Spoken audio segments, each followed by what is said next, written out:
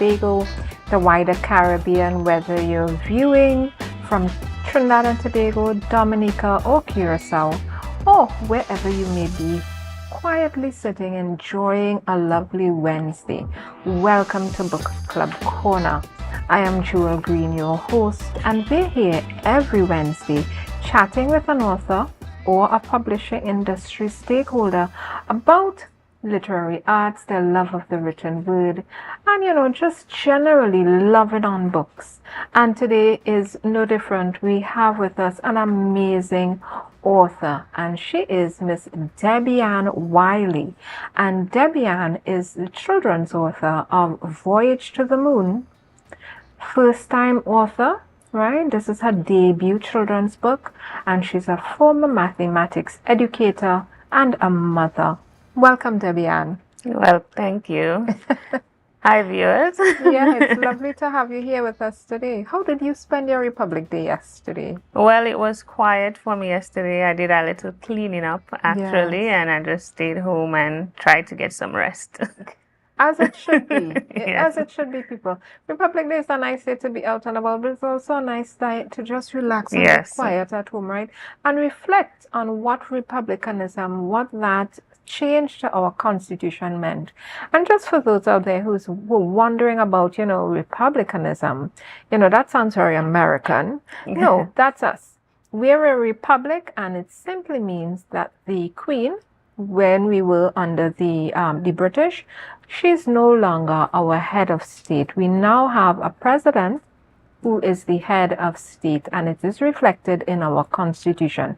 So there was a change from our constitution as it appeared after independence, Yes. and how it appeared for as a republican state. And similarly, welcome Barbados to the party of being a republic, right? Enjoy it, right? I think Barbados became a republic Yes. last year or year before. Yes, Yeah, quite recently. recently. So welcome Barbados to Republican state.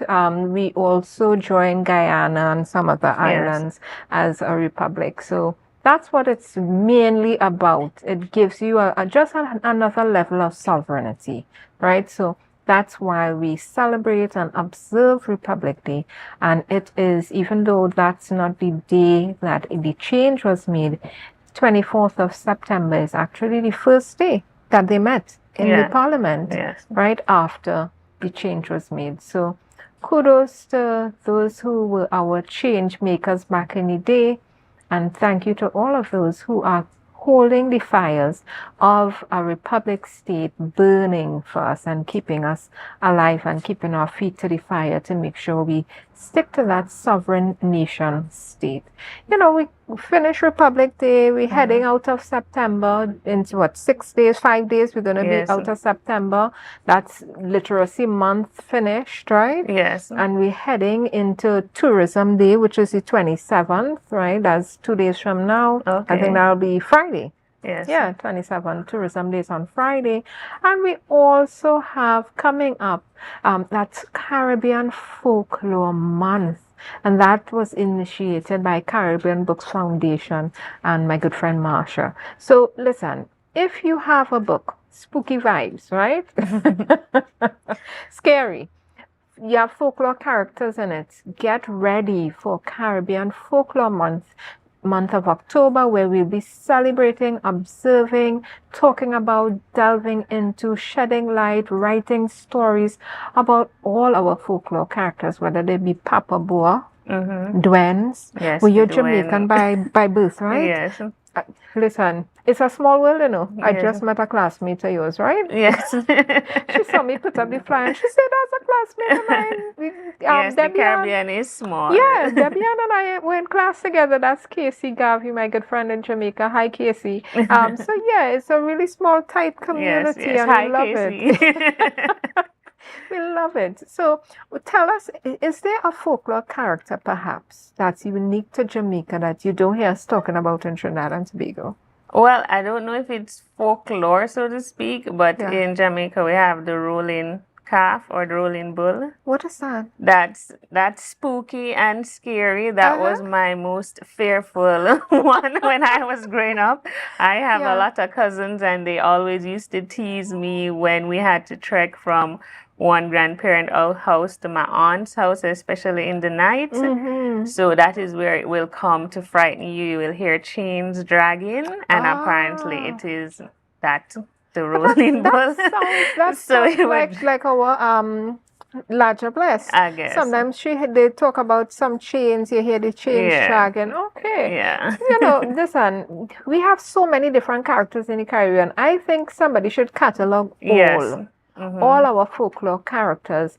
And they came from back in the day. We could make up new ones. Yes, true. we could have new ones. We don't only have to, live on the old ones. Papa Ward, Duen, Sukunya, Laja Bless. What is this What's one? the one with the cow Gang foot? Sarah. That is Laja Bless. Oh, okay. That's Miss Laja Bless herself, Okay. right? And Sukunya, who is the equivalent would be vampires. Oh, okay. Right? Okay. They suck on. She gets a bit of your blood to stay young. Yeah. To stay young and sweet. Oh. Right? Okay. There's so many. So get ready for Caribbean Folklore Month coming up in October. And also, if you're an author, remember Christmas is coming soon. It comes sooner than you think. This 100 days of Christmas, as I say, is already gone. We're into 90-something days now. So get yourself ready. Christmas can account for almost half of your book sales for the entire year. So if you need to get restocked with your prints, if you need to get your book restocked in bookstores, if you need to get them stocked in bookstores they've never been, this is a great time to approach the bookstores and tell them, listen, I have a book coming out, I have a book already out, it's good with sales, people are asking for it, I would love to get a spot in your store and we can do something for Christmas. This is a great time for that. But before we go any further, you know what we do? We sip and chat in Book Club Corner on a Wednesday. And cheers to you. Cheers. Miss Debbie-Ann Wylie. Thank you for being here with us. We're going on a quick break. Debbie-Ann and I are going to be getting into this really fresh and chilled coconut water today.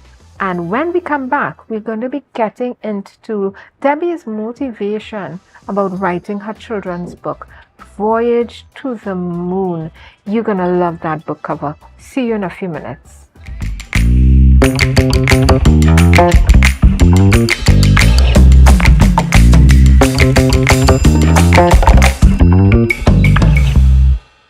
Welcome back, viewers. Thank you for sticking with us. We know you just went and got a little snack, a little drink, and you're now back to getting Debbie's book, right? Debbie, this book, Voyage to the Moon. When I see this sounds so cute. You listen, this little girl, she's so cute. I love the cover. How did you decide, one, the title, and two, what you wanted to do with the cover? Okay. So first, the title. I wanted to get something that would embody what the story is about and also to grab the reader. I didn't want it to be too long either because, I'm trying to appeal to children 3 to 7 years old. So I didn't want a long title, but I wanted an unfamiliar word, which is why I chose the word voyage, because not a lot of persons will say voyage. They'll say they're traveling somewhere. So that's why I chose that word and that title, directly straight to the point. In terms of the cover, it was many discussions with the illustrator. She's a godsend. Yes, the collaboration was excellent. I had a lot of fun working with her. It was smooth and seamless. We understood each other. And it just was dialogue back and forth. And she was the first one that spoke about doing this little girl. And when I saw it, I was like, yes, no change is necessary. Where did you find Dara Jordan Brown? So she's a friend of a friend. So, you have to get your network in when you're doing these kind of things. And from the first conversation, I said, yes, I found my illustrator. And it has been smooth sailing ever since. Well, I think she did a fantastic job. Yes, she did a fantastic job. Really? I always commend her when I see what, after our discussions, and then I see what she produces in terms of the artwork. Yes. It's always on point, always exactly what I want. That's why I said we understand, each other very well. She You're always, well yeah, synced. she's able to bring I across love my that in the vision. background there's a shuttle house. Yes, This is yes, some of the yes, architecture that we know in the yes, Caribbean, right? With the exactly. little julius and the little Yes, by the gallery, you have that. yes, I love that, yeah, yes, we love modern architecture, but keeping the, yes, very yes. traditional. We didn't want it to be a city Yes. idea. Yeah. And this house, I mean, I think anybody in the Caribbean sees this and say, oh, Yes, very very nostalgic for yes, any island. You yes, could call the exactly. name, nobody's gonna be like, oh, I don't know. You don't understand Yeah, not exactly. familiar with that. Yeah. We're all going to be familiar with it. So I really like that. But Debian, why this little girl out in the night by herself? What's she doing outside? So I'm trying to embody her curiosity. Right. She's always looking for adventure. So that is the spirit I try to embody. Yeah. And alone in the middle of the night is because when you go through the book, you will see that she's actually looking through her bedroom window at the moon every night. So she's completely fascinated with the moon, and this is when she's finally going to get to go to the moon. I love this idea. This is very giving me Sesame Street and Ernie. Yeah, yes. I don't know if you remember that, right? Yes, Like to visit the moon and you see, all the things he's doing with the moon. I really love this story. Tell us about how you decided you wanted to publish a book. What was your motivation for writing? I mean, a lot of persons tell me, I write, but not a lot of persons are motivated to take it to the next step, which is to actually publish the book. So how did you decide to do that? What was your impetus? Okay, well, you hear this a lot about things that reawakened during our COVID era when we were just at home. So we get to look into our passions and our desires that kind of have been on a back burner because of basically life. So this is one of them that happened. This is what happened to me during that period. I always had the idea of writing children's stories. To get to the next level of publishing it happened during COVID when I started to read a lot more to my children because they were out of school. Yeah. So the reading became way more time spent reading with them, looking for children books to read with them and these kind of things here and there. Interpretation of the stories that we're reading. So that is how I got motivated to think, you know what, I'll put my book out there too. I'm not just gonna let it, sit on my computer or actually I write first. Pen and paper. I'm a writer. Listen. Not a typer. I like that. I'm a writer, not a typer. So exact and to the point, because at the end of the day, I am finding that a lot of writers are telling me, I need that. You see that pen and paper? Pen and paper, pencil and paper, crayon and anything and paper. And science tells us it activates a particular part of your brain, right? Handwriting itself. It may well be the doorway to extreme creativity, right? So sometimes you find yourself in writer's block. Maybe it's because you're on that computer, right? Maybe it's because you're on that typewriter. So if you're having writer's block and you have been typing, maybe you should go back to anything on paper, right? And see if that helps. Yes. So you were writing at home and you decided, Yeah, because of seeing what I've been reading and I'm like, but my book is similar. I can put this out there. It's not any less than anything that so that is basically what, because it's like almost I did research by going reading, through so many children books that I've read. A lot of times people don't realize that in order to write a good book, you have to read 100 books or more, right? It really is good research. If you're going to write a young adult book and you're not reading it to steal people's ideas, that's not why we read. We're reading because, yes, we get inspired, but when you see what's on offer, sometimes it really does give you a little confidence. That's exactly what it did to Yeah, me. Yeah. and I'm glad to hear that. What were some of the books you found in your reading to your children that you would recommend in terms of, these are Caribbean-based books? I mean, yes, of course, get Voyage to the Moon. Put this on your list. But what are some of the books that are out there that you felt was a good fit for your household in terms of reading to your children and stuff like that? No, that was the difficulty though, because during COVID, we're locked in. You couldn't actually go out like to the Right. library or anything So what like did you that to do? get.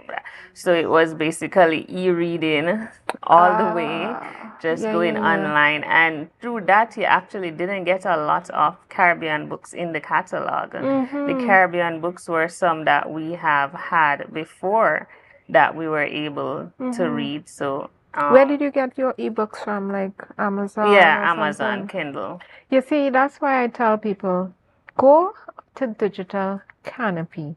Digital Canopy is an online, kind of Amazon-like, right? Kindle-like reading area online for Caribbean books, for Caribbean authors.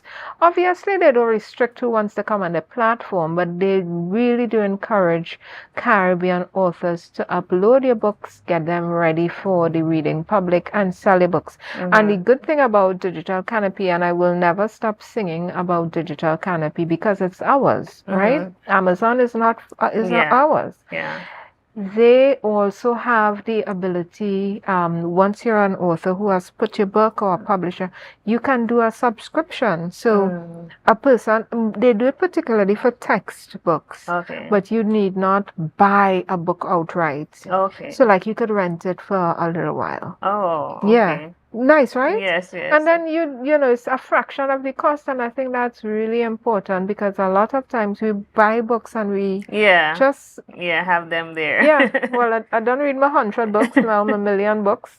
Look, them all sit down here on my bookshelf. Now what? Yeah. So yes, we can definitely do secondhand sales, but we want to keep the environment in good check, and we don't want to only be, making more paper. We don't want to be putting more paper out there. So for those who are doing online ebooks, EPUB and stuff, consider Digital Canopy. It's a really good place and lots of Caribbean content, and you get your sales put straight to your bank account, your local bank account. So no crying about no PayPal and no they get a GMMB account and how I'll get. We don't have none of that.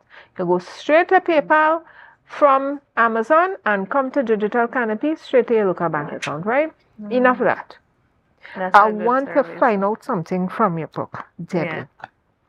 So when you brought this book in and I saw this little curious little girl out by herself traveling to the moon, I said, this story feels like it was inspired from somewhere. Where did this idea of going to the moon come from?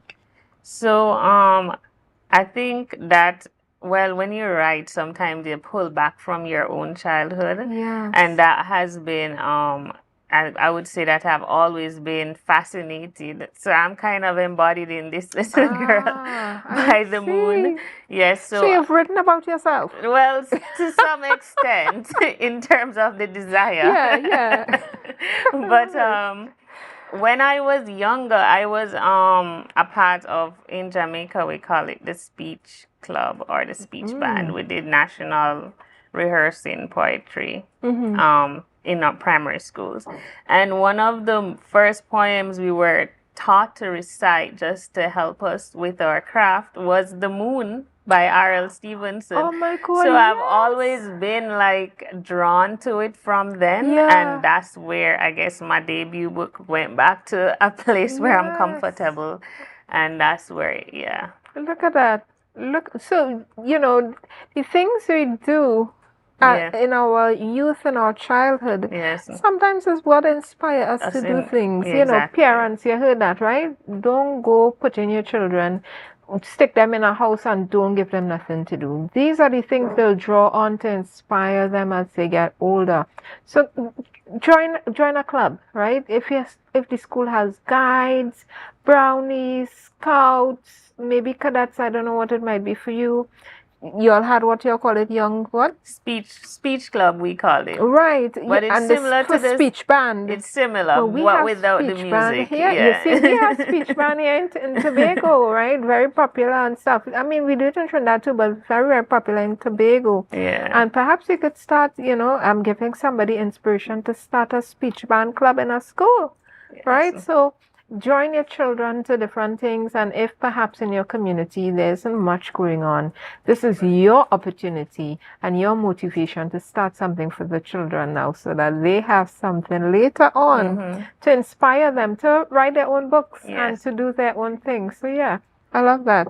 So when we talk about children's books and the material out there for Caribbean children, we know for sure that there is a dearth, right? There's a lack of enough content for children. Growing up, what type of literature inspired you? Was it Caribbean literature, or did you like myself find that there was so much literature out there with a British background in it? Well, I guess maybe because of the speech club that I was in, I did a lot of Louise Bennett Coverley. Yeah, that was one of our go-to poets that we would do their poems for competitions. So there's a lot of reading through in poetry is what I did growing up. Now, I like to read contemporary romance, basically. I do a lot of my own reading is on that. I don't really, I don't think I've read any Caribbean ones so far in that genre. But definitely in the poetry section, there are a lot of wonderful poets out there from the Caribbean. I'd say, I think, and some we underrate them. Yeah. And one of the underrated greats of Tobago would be Eric Roach. He is a poet from Tobago, has written over almost 1,000 poems, I think it is.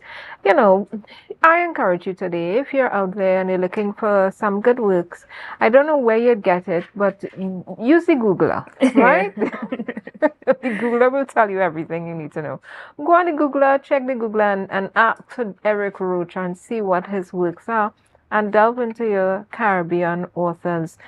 You don't only have to delve into the Derek Walcotts and the Earl Lovelaces and the Selvons and all of that, but we can get into a lot more variety.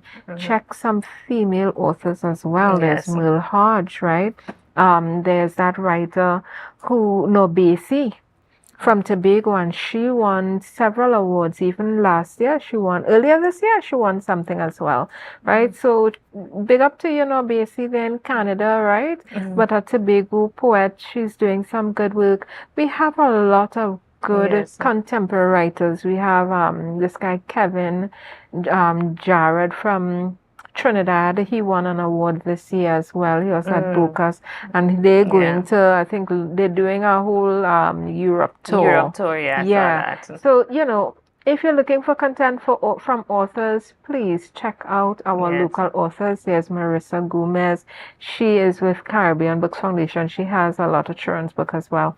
But before we go on a break, we're going to take a little sip. Cheers again. Cheers. Yes, because we like to sit down and lime and talk about books on Book Club Corner. Listen, go get a snack. Come right back. Don't go far. Get a drink. Get your nice, comfortable spot. And let's come back talking to Debbie Ann Wylie about her book, Voyage to the Moon. See you in a few.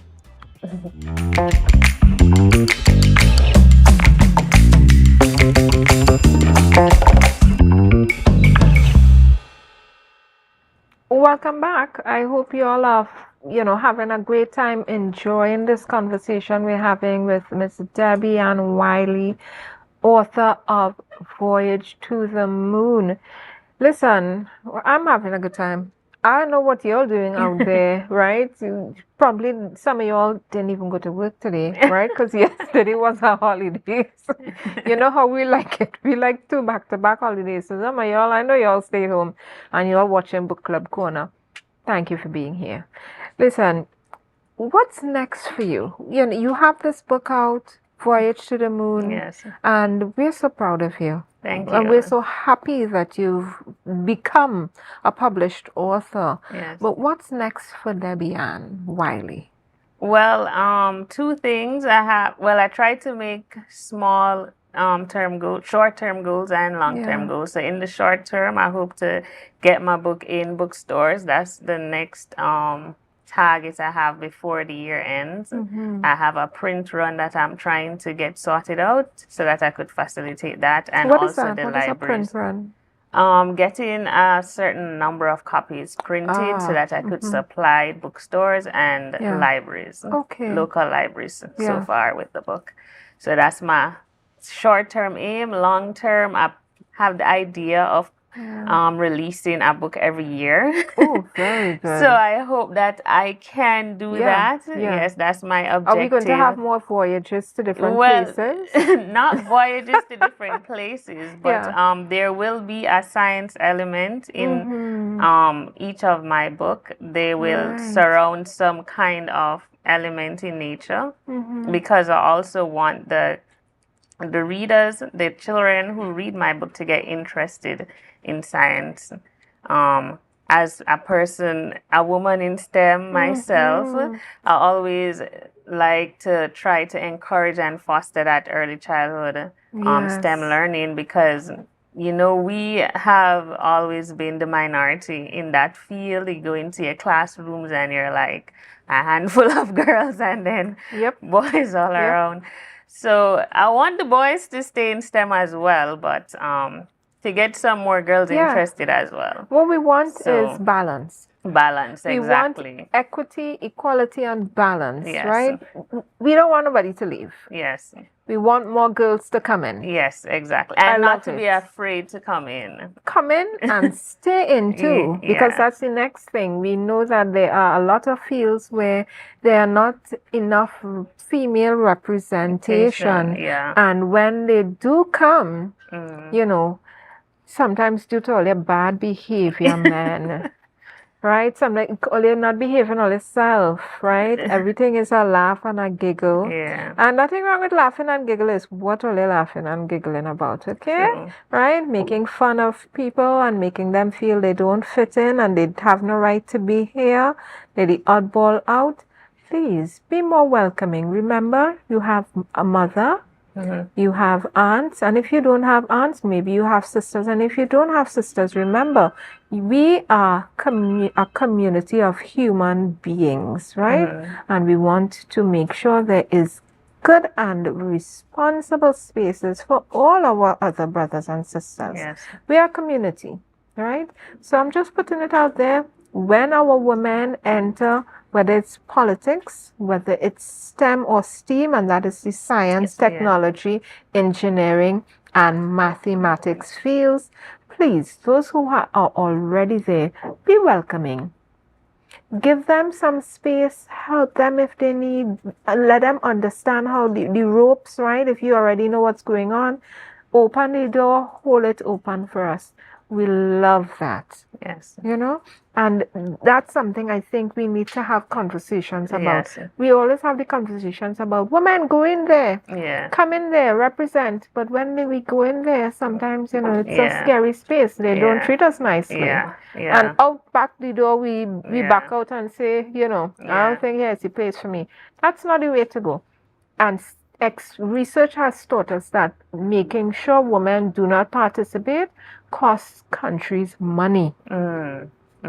It costs countries money. Women contribute to the economy.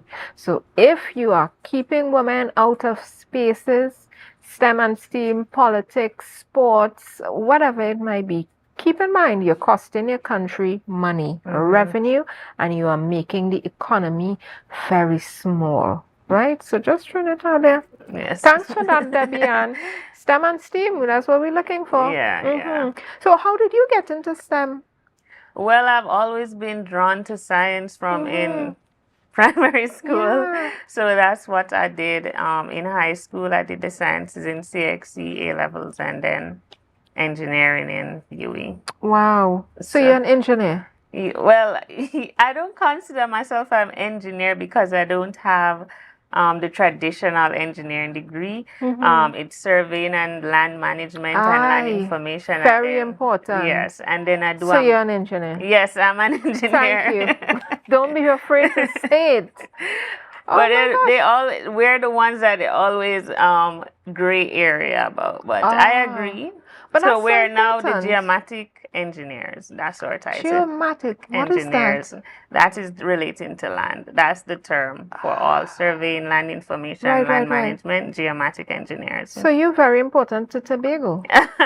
I'm so serious. You laugh, but we have a problem here in Tobago where people don't have the deeds. Yes. They don't know where their land stops. A lot of people, they don't know where the land starts. They don't have a deed, and they want to be able to map out where they should be. Yes. Right? So that your neighbors don't encroach. Yes. All of that. Yeah, that's for somebody out there. So your neighbors don't come and put a cesspit on your land. Ah, okay. Yeah, because they don't know where the land stops. Yeah. Uh-huh. That sounds like a legal battle. Yeah, but if you had somebody like you come set up, put map out the land and you put your stakes. It is I mean, come on. An ongoing conversation, the land policy and these things, Oh, especially for the land tenure situation in Tobago with the family lands. And now we have property tax Yes, come to I know mess we have up. property tax. How much tax all they want? But you all just heard it. Debbie Ann is not just a former mathematics educator and a current book author of children's books. She is also Geomatic. Geomatic engineer. Paps. Geomatic engineer. So she could do your surveying, right? So check out Debbie Ann Wylie. Properly skilled, multifaceted, multi-hyphenate, as you say. I love it. We're going on a quick break, and when we come back, Debbie's going to be reading to us. Yes. It's the best part of Book Club Corner. I love it. So we're going on a quick break, people. And when we come back, Debbie's going to be reading from Voyage to the Moon. And when we get into you gotta get comfortable. You gotta have your little snack. I don't know, some of you like catch, some of you like preserved mango like myself. Some of you like, a little pastry, wherever your desire is. Have something, get your drink, whether it's water or a little wine or a little coconut water. Or some people like a nice cup of hot tea or coffee. And come right back. We're going to be reading aloud Voyage to the Moon. See you in a few minutes.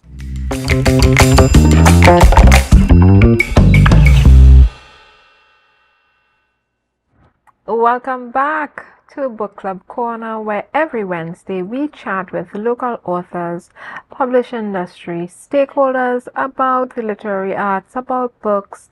And today we have with us the amazing Debbie Ann Wylie, first-time children's book author, and Voyage to the Moon is her debut book, and she's going to be reading to us. Listen, I'm getting comfy. I don't know what y'all are doing there, but I'm getting comfy. I have my coconut water. I have my own book to follow up if I want, and we are going to be listening to Debbie Ann Wylie reading for us today.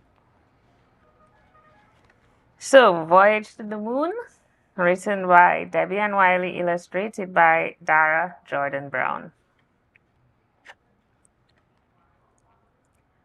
I'm on my voyage to the moon.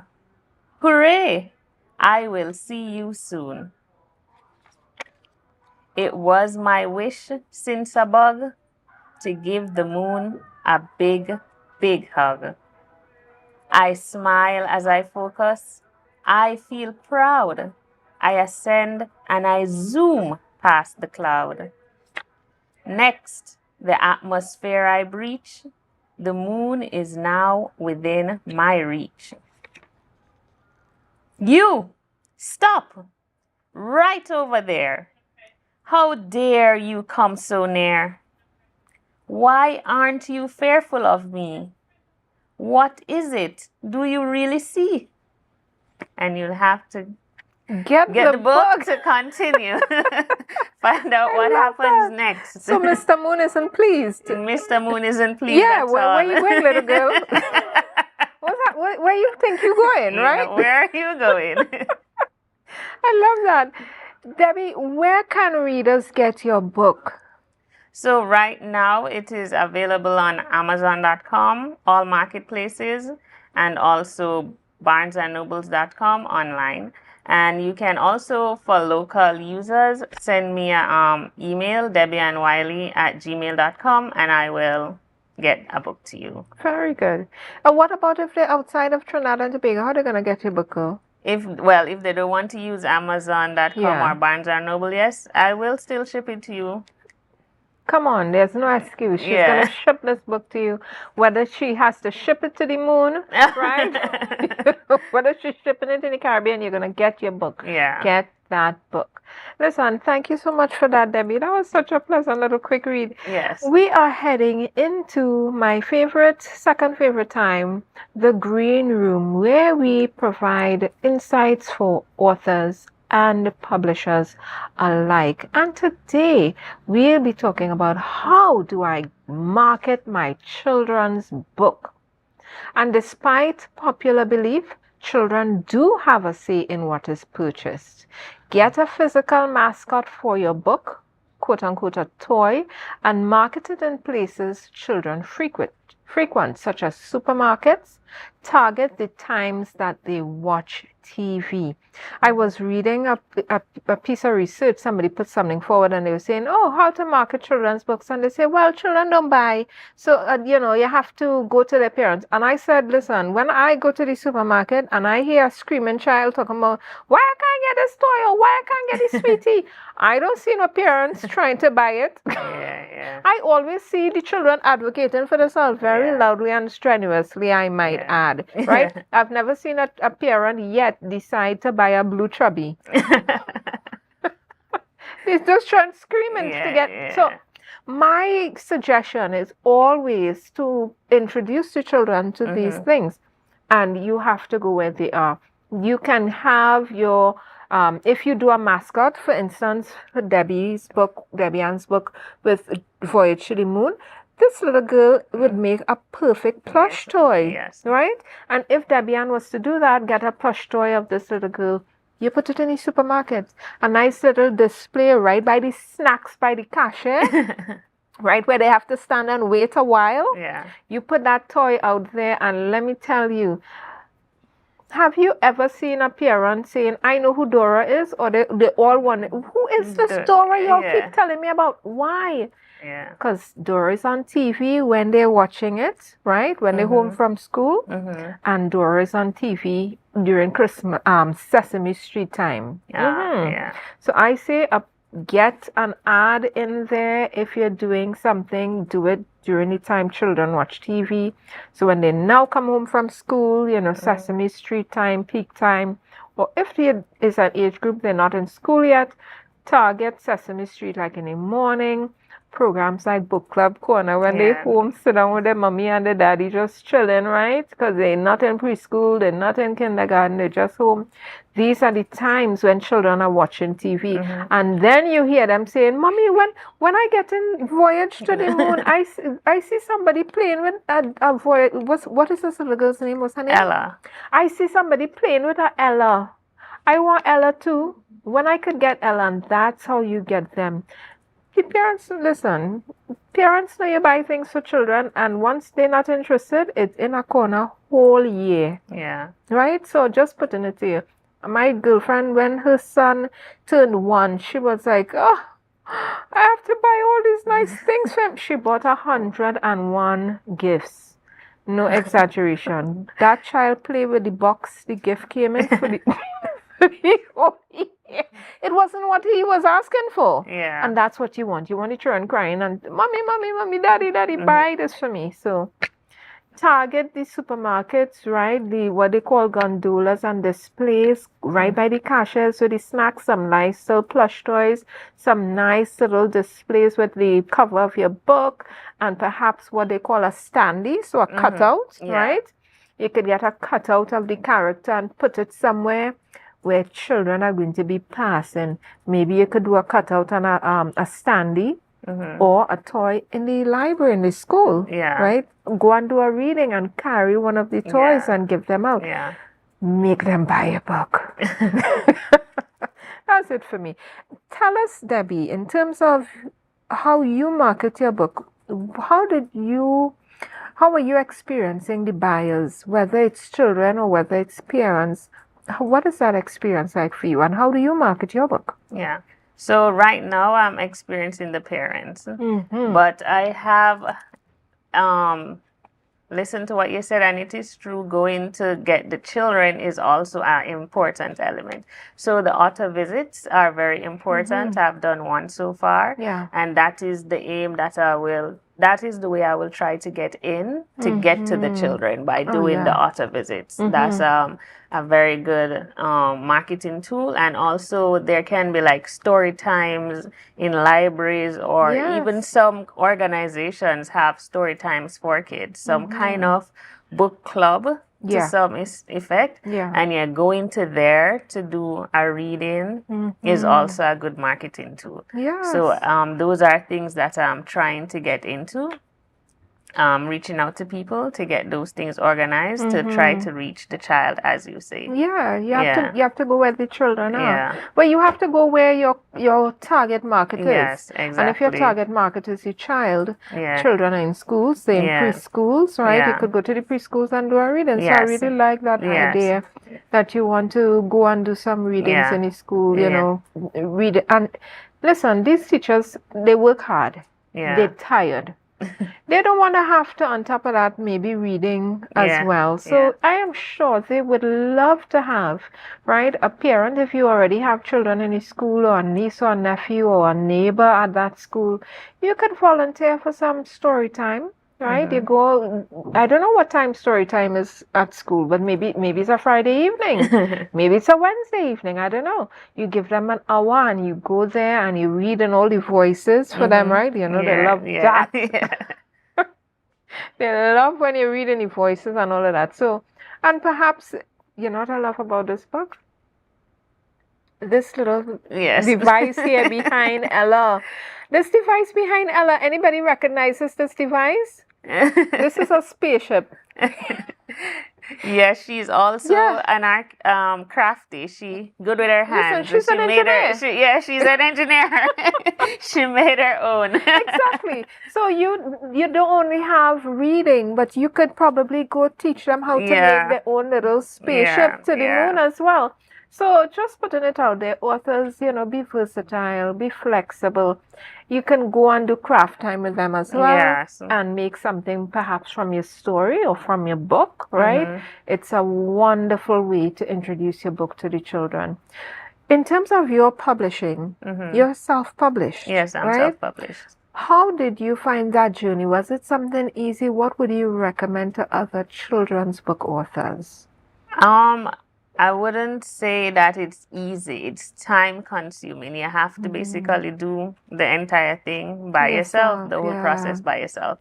So you also have to do a lot of research to know what the process is and what to do first, second, third, the steps. You don't want to do things, you know, back ways and get yourself in problems. So it took a lot of time for me to actually just do the research to figure out that process before I was even able to publish the book.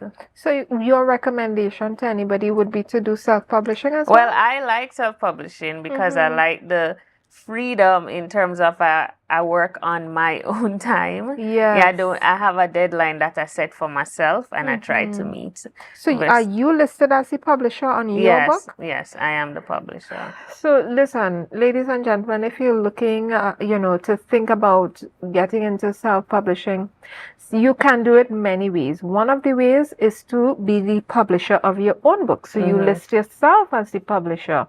You are the one who's doing all the work, and you're the one who is going to get all of the glory, as they say, and all the money too. So Hard work pays off. But there's another way as well. There are self-publishing companies out there who will help. So if you want to go that route, they'll be listed as their publisher on record, but it's your book. Yeah. 100% your book, right? Unlike traditional publishing, where they may give you an advance and you have to negotiate some of those rights, right? Yeah. So you're self-published and you did this work yourself and you're listed as the publisher on record.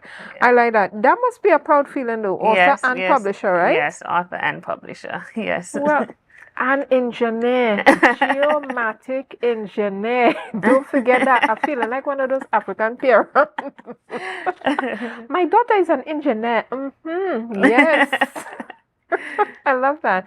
So, listen, what we've been talking about here today is not just about publishing children's books, but about marketing your children's book, being the publisher of your own book, and using your inspiration, right? Maybe your childhood, maybe some of the dreams you've had as well. Have you ever dreamt of going to the moon? Let me ask. Because you're into STEM and STEAM. Yes. I don't know if I would say a dream because space is like still a marvel to me. But I'm very curious about that whole concept. Yeah. Okay. So this is one, listen, sometimes we have to live vicariously, right? Yes. You may never be an astronaut, but maybe you could write a book about being an astronaut, right? Yes. In this book, Ella is a little astronaut. Yes. And she's heading to the moon. Yes. In her own makeshift little spaceship. And she's heading out at night. Please, Sharon, don't leave your parents out in the middle of the night. Go somewhere, go in a different room, go in the living room and pretend, okay? It's not safe out there, right? But but no, I love the idea. And while I was growing up, the idea of going out there and being on, striking out and doing stuff, even as a child, it brings you such a measure of joy to feel you have some authority and autonomy over yourself. Independence. Yes. Independence, don't start me. So we love that. Listen, we're wrapping up today, guys, and we love that you were here with us. Thank you for being with us here on Book Club Corner. Whether you were watching from Trinidad and Tobago, Bahamas, Curacao, Dominica, wherever in the Caribbean you are, or even in the wider world, right? Globally, internationally, you are watching or will be watching later on.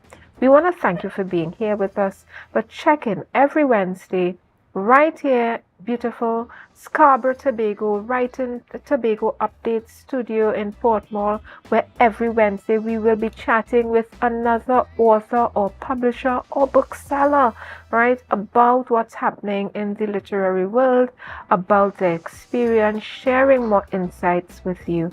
And we want to thank you for being here with us. Cheers to you. Yes. 3 cheers. Thank you. Debbie Ann Wylie, ladies and gentlemen, talking about her book, Voyage to the Moon. And check back with us. We have our own YouTube channel. Next week, we are going to be chatting with Kimberly James, and she is a published author, and her book is, what is it? Things We Don't Admit. And we will have her here next week chatting with her. But if in the meantime you've missed anything, check our YouTube channel. That's Book Club Corner on YouTube. And all our episodes, every author we've ever interviewed is there. And find us on Instagram and on Facebook. If you need, reach out to me. If you'd like to be a guest, you've written a book, you'd like to be a guest. On our Facebook page, we have the link. We also have the link on our link tree. You could find us in many, many ways. Call and we will organize for you, right? So thank you again for being here, and see you next week, Wednesday, right here on Book Club Corner.